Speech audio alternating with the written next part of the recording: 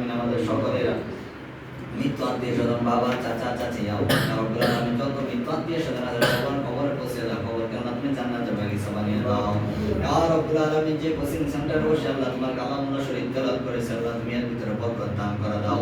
ইয়া রব্বুল আলামিন আসমানি জিসমানি যত প্রকার বালা মুসিবত আছে সমস্ত বালা মুসিবত থেকে আল্লাহ তুমি হেফাজত করো। ইয়া রব্বুল আলামিন কোচিং সেন্টারকে আল্লাহ সুন্দরভাবে পরিচালনা করার তৌফিক দান করে দাও।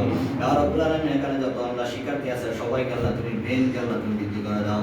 ইয়া রব্বুল আলামিন মেধা শক্তিকে আল্লাহ তুমি বাড়িয়ে দাও। ইয়া রব্বুল আলামিন সমস্ত শিক্ষকগুলোকে আল্লাহ তুমি আল্লাহ হায়াতান তাইয়্যিবা দান করে দাও। আল্লাহ সুন্দরভাবে পড়ানোর মতো তৌফিক দান করে দাও। ইয়া রব্বুল আলামিন সুশিক্ষায় আল্লাহ শিক্ষিত হওয়ার তৌফিক দান করে দাও।